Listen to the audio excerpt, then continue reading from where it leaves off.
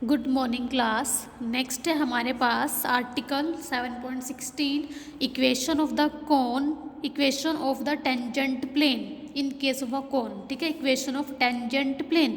यहाँ पे क्या होगा आपके पास, टेंजेंट प्लेन होगा। टेंजेंट प्लेन क्या होता है, जो किसी सरफेस को किसी पॉइंट पे टच कर रहा होता है तभी वो उसका टेंजेंट प्लेन बोलेगा। तो आपके पास क्या होगा, एक सरफेस गिवन होगा आपके पास कोन का, उस कोन को कोई प्लेन टच कर रहा होगा एक सिंगल पॉइंट पे, तो उस कोन के लिए उस प्लेन को हम बोलेंगे टेंजेंट प्लेन। आपने उस टेंजेंट प्लेन की क्या निकालनी है, इक्वेशन। ठीक है, equation of a tangent plane. Statement देखिए, to find the equation of a tangent plane at the point x1 y1 z1 of the cone this. ठीक है, कैसे आपके पास एक कोन गिवन होगा, ठीक है, उस कोन को एक पॉइंट x1 y1 z1 पे एक प्लेन टच कर रहा है, उस प्लेन की आपने इक्वेशन निकालनी है। आर्टिकल है, देखो सबसे पहले हमारे पास कोन गिवन है, लिख लिया। ठीक है, मैं क्या काम कर रही हूँ, मैंने क्या बनानी है, प्लेन की इक्वेशन। ठीक है, तो उसको बनाने के लिए मैं क्या काम कर रही हूँ, सबसे पहले इस लाइन की इक्वेशन निकाल रही हूँ। ठीक है, ये प्लेन वाली लाइन ही है। ठीक है, इस लाइन से हमारा प्लेन ही बन रहा है, तो मैं इस लाइन की इक्वेशन निकाल रही हूँ क्योंकि मुझे पता है ये लाइन किस पॉइंट में से पास हो रही है, x1 y1 z1 में से। तो इस वाले पासिंग पॉइंट को लेके मैं इस लाइन की इक्वेशन निकाल रही हूँ। इस लाइन की डायरेक्शन को साइन में ले रही हूँ LMN general direction cosine. तो equation of any line through the point x1 y1 z1 क्या होता है आपके पास formula, x minus x1 upon L, y minus y1 upon M, z minus z1 by n।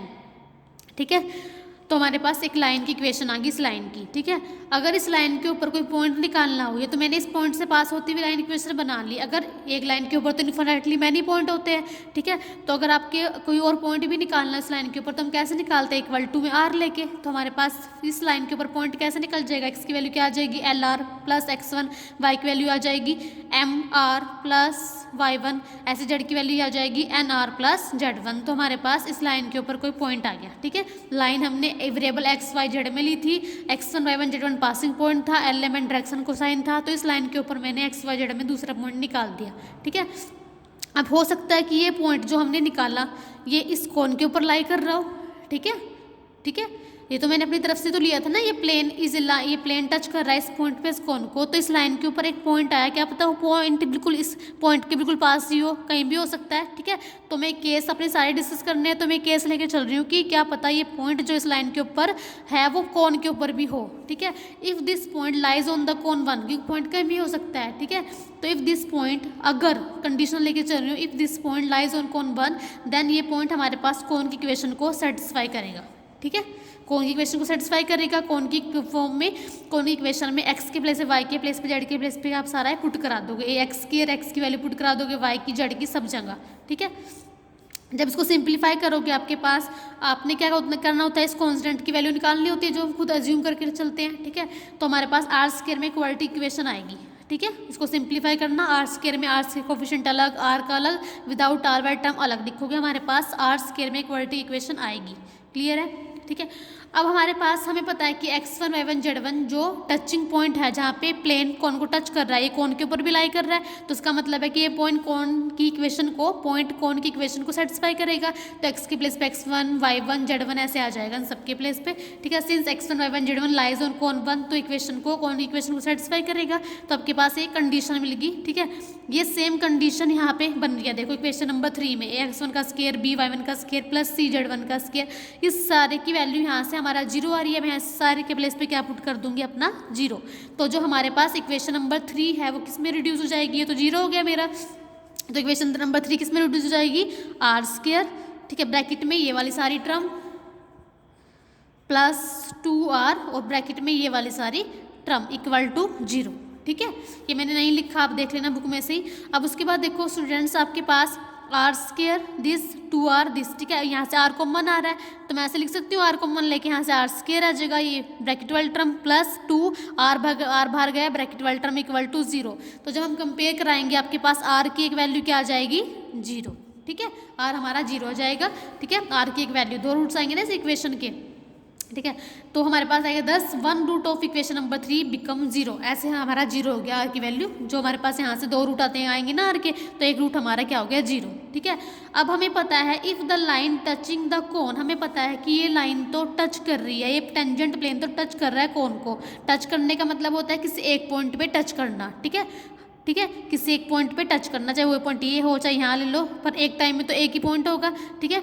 अब ये line हमें पता है कि टच कर रही है कोन को, तो उसका मतलब ये है कि कोई किसी सिंगल पॉइंट पे टच कर रही होगी लाइन कोन को, तो उसका मतलब है कि आपके पास यहाँ से जो 2 वैल्यू आएगी ना कि वो 2 ना होकर एक ही वैल्यू आएगी। अगर 2 वैल्यू आ जाएंगी तो 2 पॉइंट आ जाएंगे ना ये। ठीक है, 2 पॉइंट आने की वजह से आपके पास क्या हो जाएगा कि ये प्लेन टच ना करके इंटरसेक्ट कर जाएगा 2 पॉइंट पे। ठीक है, तो उसका मतलब है कि एक ही पॉइंट आना चाहिए, उसके लिए इस इक्वेशन के 2 रूट ना कि एक ही रूट आएगा। ठीक है, तो उसका मतलब है कि एक रूट तो आर इक्वल टू 0 आ चुका है, तो दूसरा रूट आएगा वो भी क्या होगा 0 ही हो जाएगा, यानी कि सेम रूट आएंगे इसके। ठीक है, तो if the line touch the cone the other root must also be 0, क्योंकि पहला अगर 0 आ गया तो दूसरा भी सेम ही आएगा, नहीं तो हमारे पास इंटरसेक्शन की कंडीशन बन जाएगी। जबकि टचिंग में एक ही पॉइंट आना चाहिए, तो हमारे पास तो दूसरा रूट आएगा वो भी 0 हो जाएगा। इसका मतलब है कि सम ऑफ रूट क्या हो जाएगा, पहला रूट भी 0 दूसरा रूट भी 0, तो हमारे पास सम ऑफ रूट्स क्या हो जाएगा 0। सम ऑफ रूट का फार्मूला क्या होता है, जो हमारे पास जनरल इक्वेशन होती है a² plus bx plus bx plus c equal to 0, एक वर्ट इक्वेशन है। यहाँ पे सम ऑफ रूट का फार्मूला हमारे पास क्या होता है माइनस के b बाई ए। ठीक है, x का कोफिशिएंट अपॉन x के कोफिशिएंट। ठीक है, तो माइनस के b बाई इक्वल टू 0, तो a इक्वल टू 0 जाएगा तो b इक्वल टू 0। b क्या होता है हमारे पास x का कोफिशिएंट, जो हमारे पास इक्वेशन में x का कोफिशिएंट होता है। हमारे पास r स्क्वायर में वर्ट इक्वेशन है, तो यहाँ पे b क्या होगा, जो r का कोफिशिएंट होगा, इसका मतलब 2 इंटू दिस सारा 0 हो जाएगा।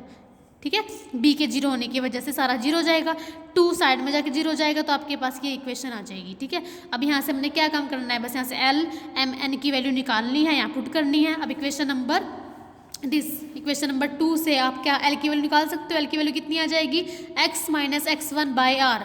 जब इसको कंपेयर कराओगे तो m की वैल्यू कितनी आ जाएगी, y minus y1 by r. ऐसे n की वैल्यू कितनी आ जाएगी, z minus z1 by r. ये l m n की वैल्यू निकाल के यहाँ पुट करोगे, इसके प्लेस पे, इसके प्लेस पे और इसके प्लेस पे। ठीक है, तो आपके पास ये आ जाएगा। क्लियर है, यहाँ भी अपोन में आर आ रहा होगा, यहाँ भी अपोन में आर, यहाँ भी अपोन में आर आ रहा होगा ना, और कॉमन लेके 0 किया होगा, इसने नहीं लिखा हुआ, इसने डायरेक्ट ऐसे पुट कर दिया, क्योंकि उसे पता ही है 0 जाना है, तो l की वैल्यू ये पुट कर दिया, m की वैल्यू ये, n की वैल्यू ये। आप ऐसे भी कर सकते हो। ठीक है, उसके बाद सिंप्लीफाई किया, सिंप्लीफाई करने के बाद दोबारा से आपके पास ये कंडीशन बन गई जो इक्वेशन नंबर 4 से 0 हो रही थी। ठीक है, इसकी दोबारा से वैल्यू पुट कर देंगे, जब हमने x1 y1 z1 को कौन सी इक्वेशन में पुट कराया था। ठीक है, तो आपके पास ये आ जाएगा, ये आपके पास रिक्वायर्ड टेंजेंट प्लेन की इक्वेशन आ गई। क्लियर है, which is the required equation of a tangent plane. Clear, next है आपके पास देखो result, the tangent plane at any point of a cone passes through its vertex. जो हमारा टेंजेंट प्लेन होता है ना, वो कोन के वर्टेक्स में से भी पास करता है। क्लियर है, देखो आपके पास ये टेंजेंट प्लेन की इक्वेशन आई ना। ठीक है, आपको यहाँ दिख नहीं रहा कि वर्टेक्स में से पास कर रहा है, पर वो करता है। ठीक है, देखो हमारे पास जो टेंजेंट प्लेन की इक्वेशन आई आपके पास ये, अगर इसमें हमारे पास टेंजेंट प्लेन की इक्वेशन आई, x1 y1 z1 पे हमें टेंजेंट प्लेन लिया था। ठीक है, वर्टेक्स हमने, अगर मैं खुद का ये दूसरा एग्जांपल है, ये दूसरा आर्टिकल है कि अगर मैं किसी कोन का वर्टेक्स लेती हूँ ओरिजिन 0 0 0, तो ये टेंजेंट प्लेन का उसमें से पास करने का मतलब क्या है कि ये इस इक्वेशन वर्टेक्स को सेटिस्फाई करेगा। तो अगर मैं x के प्लेस पे, y के प्लेस पे, z के प्लेस पे 0 0 पुट कराती हूँ, तो इक्वेशन को सेटिस्फाई करेंगे। तो स्टूडेंट्स आपके पास क्या है, देखो जो टेंजेंट प्लेन होता है ना हमारा, वो कहाँ से पास करता है, वर्टेक्स, कोन के वर्टेक्स में से पास करता है। हमारे पास ये टेंजेंट प्लेन की इक्वेशन आई। ठीक है, अगर मैं अपनी तरफ से कंसीडर कर लेती हूँ कि अगर मैं ओरिजिन लेती हूँ कोन का वर्टेक्स, तो आपके पास ये जो आपके पास कोन की इक्वेशन है, अगर ये वर्टेक्स में से पास करने का मतलब है कि आपके पास ये टेंजेंट प्लेन की इक्वेशन किसको सेटिस्फाई करेगी, कोन वर्टेक्स को सेटिस्फाई करेगी। इसका मतलब अगर आप x के प्लेस पे 0, y के प्लेस पे 0 और z के प्लेस पे 0 करते हो पुट, तो left hand side equal to right hand side आती है। ठीक है, तो इसका कहने का मतलब ये है, इन जनरल ये केस है, उसको ध्यान रखना है आपने कि जो टेंजेंट प्लेन होता है वो कोन के वर्टेक्स में से पास करता है। ठीक है, नेक्स्ट है आपके पास the tangent plane at any point, जो टेंजेंट प्लेन है at any point of a cone touches the cone along the generator through that point. क्या कह रहा है कि आपके पास एक कोन है। ठीक है, आपके पास एक कोन है। ठीक है, तो ये कोन के ऊपर एक टेंजेंट प्लेन दे रखा है, मैं ले लेती हूँ कि P पॉइंट पे ये प्लेन क्या है, टच कर रहा है इस कोन को। ठीक है, तो the tangent plate and the tangent plane at any point of a cone touches the cone along the generator through that point, ठीक है। तो इस पी पॉइंट से जो जनरेटर पास हो रही है उस पॉइंट उस जनरेटर के अलोंग टच करेगा ये प्लेन इस कोन को आपने प्रूव करना है, ठीक है। एक कोन है उसको कोई प्लेन टच कर रहा है, जब वो प्लेन उसको टच कर रहा है किसके अलोंग टच कर रहा है, इस जनरेटर के अलोंग, मतलब ऐसे बन रहा है, ठीक है। ये प्लेन टच कर रहा है इस कोन को किसके अलोंग, जनरेटर, इस जनरेटर के अलोंग, ठीक है। ये आपने प्रूव करना है।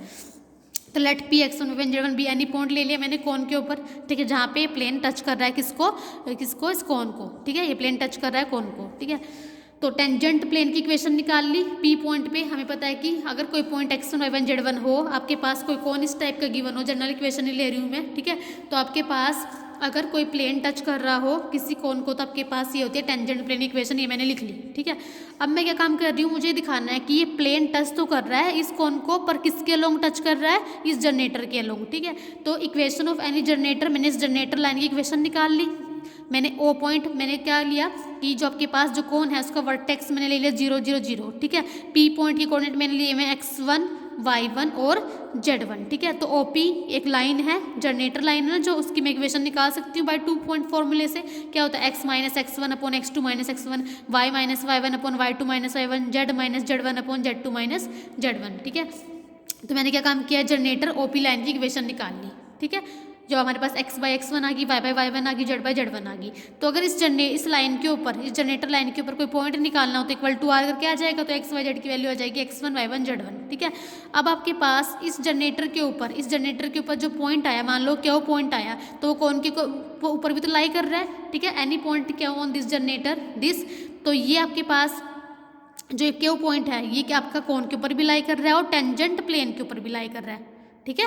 देखो टेंजेंट प्लेन के ऊपर भी लाई कर रहा है ना, ठीक है। तो the tangent plane at Q is, तो हम क्या काम करेंगे, क्योंकि हमने टेंजेंट प्लेन को जनरेटर के अलोंग प्रूव करना है ना, तो इसलिए क्या पॉइंट को कोन में पुट कराने का तो कोई मतलब ही नहीं है, क्योंकि मुझे टेंजेंट प्लेन देखना है कि वो जनरेटर के अलोंग बन रहा है कि नहीं। तो मैं इस क्यू पॉइंट के अलोंग भी टेंजेंट प्लेन की इक्वेशन निकालूंगी, ठीक है। तो हमारे पास अगर x1 y1 z1 हो तो उसके अलोंग टेंजेंट प्लेन की इक्वेशन ये होती है। अगर ये वाला पॉइंट हो हमारे पास r(x1) r(y1) r(z1), तो उसके अलोंग भी हमारे पास टेंजेंट प्लेन की इक्वेशन क्या होगी, मैं x1 के प्लेस पे क्या पुट करा दूंगी, यहाँ पर पॉइंट x1 y1 z1 है, यहाँ पे पॉइंट क्या है r(x1) r(y1) r(z1), तो यहाँ मैं पुट करा दूंगी, ठीक है। तो x यहाँ पे as it is a x1 के प्लेस पे पुट होगा r(x1), ऐसे y1 के प्लेस पे r(y1), ऐसे z1 के प्लेस पे पुट होगा r(z1), यहाँ मैंने पुट करा दिया सारा का सारा, ठीक है। अब इसमें से मेरा r कॉमन आ रहा है थ्रू आउट, मैंने r कॉमन ले लिया, तो आपके पास equation number 3 and equation number 1 same हो जाएगी। तो मतलब ये इक्वेशन कब थी, जब P पॉइंट पे टेंजेंट प्लेन की इक्वेशन थी, ठीक है। और ये इक्वेशन कब आई है, जब जनरेटर के अलोंग मैंने टेंजेंट प्लेन की इक्वेशन निकाली, इसका मतलब सेम आ रही है। तो इसका मतलब जो आपके पास सिर्फ टेंजेंट प्लेन बन रहा है अलोंग दी जनरेटर बन रहा है, ठीक है। तो tangent plane at P touches the cone at Q but Q is any, ठीक है। The tangent plane at P touches the cone at Q but Q हमारे पास किसके ऊपर पॉइंट है, OP जनरेटर के ऊपर पॉइंट है। तो इसका मतलब है कि OP हमारे पास जनरेटर है, इसका मतलब जो टेंजेंट प्लेन है वो किसके अलोंग टच कर रहा है, जनरेटर के अलोंग, ठीक है। नेक्स्ट है आपके पास ये कुछ नोटेशंस है, ठीक है। ये आगे क्वेश्चन में यूज होगी डायरेक्टली, आपने ध्यान रखनी है कि डी की वैल्यू ये होती है, ठीक है। कैपिटल ए की वैल्यू ये होती है, capital B, capital C, F, G, H, सारा आपने ध्यान रखना है, कैपिटल पी ये होता है, ठीक है।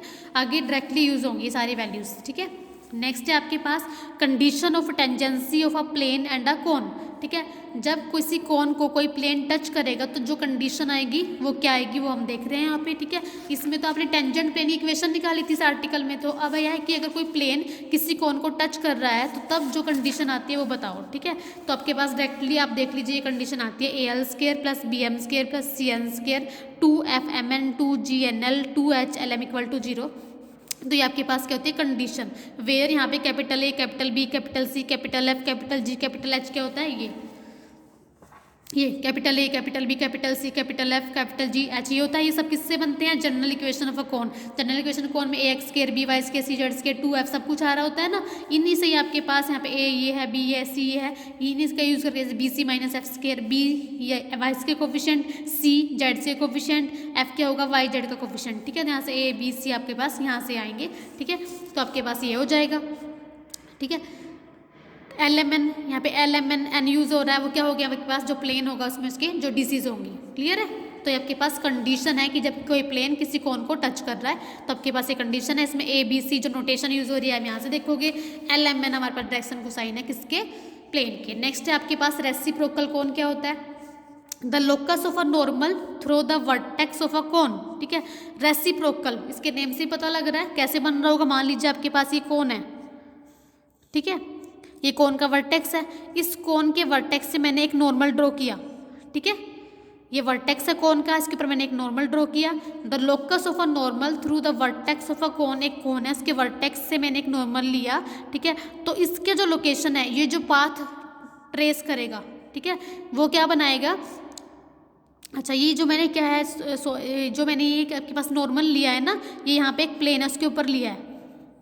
ठीक है, देखो ध्यान से समझो, आपके पास एक कोन है, कोन के वर्टेक्स से मैंने एक क्या डाला, नॉर्मल डाला, किसके ऊपर डाला, प्लेन के ऊपर। ठीक है, तो जो हमारे पास इस नॉर्मल का जो लोकस होगा, जो पार्ट ट्रेस करेगा, वो हमारे पास क्या बनाएगा, अनदर कोन बनाएगा, उसको हम क्या बोलेंगे, रेसिप्रोकल कोन। ठीक है, देखो आपको दिख रहा है कि इस हमारे पास एक कोन था। ठीक है, ये मेरे पास क्या है, एक प्लेन है। ठीक है, टेंजेंट प्लेन है जो वर्टेक्स पे टच कर रहा है कोन को। ठीक है, तो इस वर्टेक्स से इस प्लेन के ऊपर मैंने क्या लिया, एक नॉर्मल लिया। ठीक है, देखो आपको दिख रहा है ये पेंसिल होगी नॉर्मल किसके ऊपर, प्लेन के ऊपर, कहाँ से, कोन के वर्टेक्स से। तो जो ये वर्टेक्स है, जो ये नॉर्मल है, जो ये ऐसे पार्ट ट्रेस करेगा, ठीक है, ऐसे, तो ये आपके पास एक अनदर कोन बनाएगा जिसको हम बोलेंगे रेसिप्रोकल कोन, और ये इस तरह से बनेगा। ठीक है, जब ये ऐसे पार्ट ट्रेस करेगा, इधर भी ये घूमेगा, इधर भी घूमेगा, तो जो ये पार्ट ट्रेस करेगा तो ये अनदर कोन बनाएगा, उसको हम बोलेंगे रेसिप्रोकल कोन। देखो ये होगा हमारा रेसिप्रोकल कोन।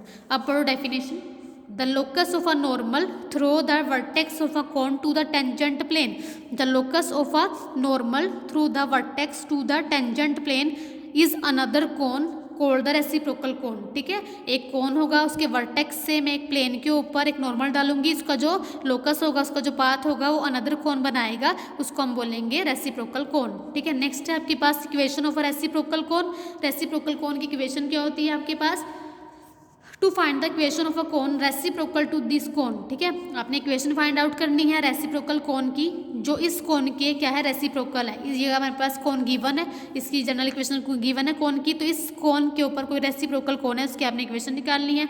सबसे पहले मैंने क्या लिख दिया, इक्वेशन ऑफ कोन लिख दी। क्लियर है?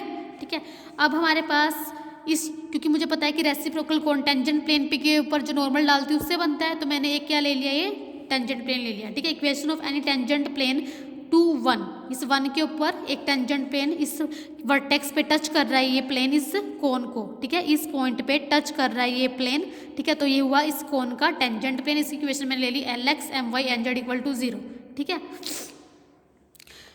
ठीक है, वेयर हमारे पास ये कंडीशन कहाँ से आई कि जब किसी कोन को कोई प्लेन टच करता है तो कंडीशन हमारे पास ये होती है, यहाँ से मैंने लिख ली। क्लियर है? यहाँ पे ABCF आपको पता ही है कहाँ से आए थे। ठीक है, तो अब मैं क्या काम कर रही हूँ, इस नॉर्मल की मैं इक्वेशन निकालूंगी, क्योंकि इस नॉर्मल से तो हमारे पास क्या बनेगा, रेसिप्रोकल कोन। तो मैं इस नॉर्मल की क्या बना रही हूँ, इक्वेशन बना रही हूँ। अभी इस नॉर्मल का पासिंग पॉइंट क्या है, ये वर्टेक्स।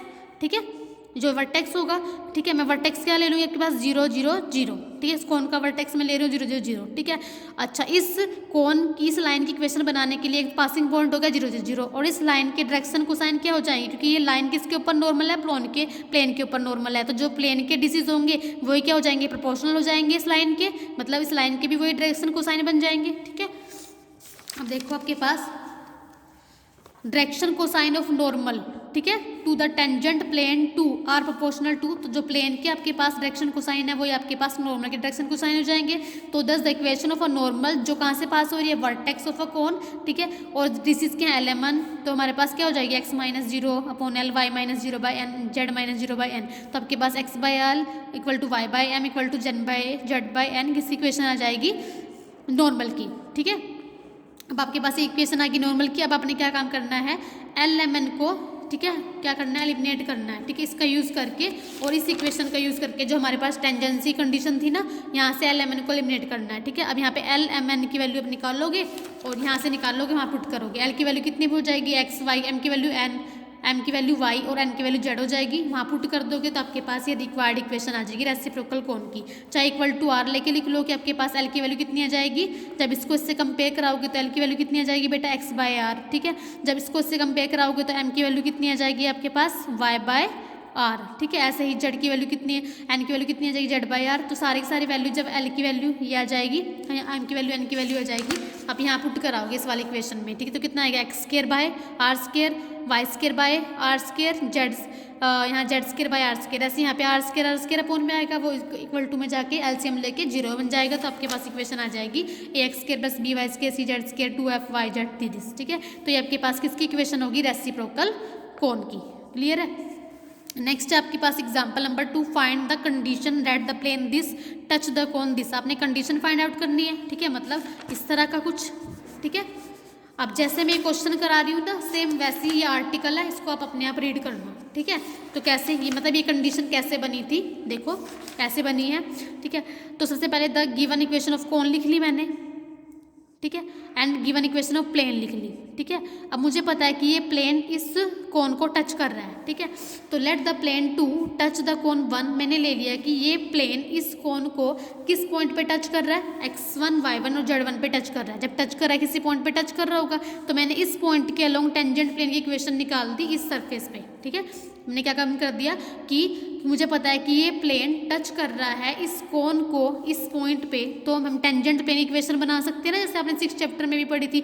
अगर मैं वो भी टेंजेंट प्लेन इक्वेशन है, यहाँ पे देखो जो ये है ये भी टेंजेंट प्लेन इक्वेशन है, और हमें बनानी भी आती है कि टेंजेंट प्लेन इक्वेशन कैसे बनाते हैं। कि अगर कोई प्लेन की सरफेस को टच कर रहा है, जैसे यहाँ पे सरफेस आपके पास ये वाला है, ठीक है, ये कोन का सरफेस है, ठीक है। इस पॉइंट पे मान लो ये प्लेन इसको टच कर रहा है, क्या पॉइंट है आपके पास, मैं ले रही हूँ x1 y1 z1, ठीक है। x1 y1 z1 पे ये प्लेन इस कोन को टच कर रहा है, तो हमारे पास निकालने का मेथड क्या होता है, टेंजेंट प्लेन की इक्वेशन निकालने का मेथड क्या होता है कि हम इक्वेशन में जो आपके पास सरफेस की इक्वेशन होती है उसमें x को ब्रेक करते हैं x × x, और x के प्लेस पे x1, y के प्लेस पे y1 और z × z, z के प्लेस पे z1 पुट करा देते हैं। तो हमारे पास ये किसकी इक्वेशन आ गई, टेंजेंट प्लेन की। अब ये भी टेंजेंट प्लेन हो गया इस सरफेस के लिए, और ये भी टेंजेंट प्लेन है इस सरफेस के लिए, तो दोनों के दोनों ये प्लेन और ये प्लेन आइडेंटिकल हो जाएंगे। तो हमें कोफिशिएंट कंपेयर करा देंगे, x1 y1 z1 की वैल्यू निकालेंगे। अब x1 y1 z1, ठीक है, ये तो पॉइंट कोन के ऊपर भी है और प्लेन के ऊपर भी है, तो प्लेन की इक्वेशन को सेटिस्फाई करेगा, तो प्लेन की इक्वेशन में पुट करा देंगे। तो आपके पास ये किसकी कंडीशन आ जाएगी, कंडीशन आ जाएगी किसकी, टेंजेंट प्लेन की, क्योंकि जब कोई प्लेन किसी कोन को टच कर रहा था तो ये कंडीशन आ जाएगी, ठीक है। तो आज के लिए इतना ही इनफ है, नेक्स्ट हम नेक्स्ट वीडियो में पढ़ेंगे। Thank you class.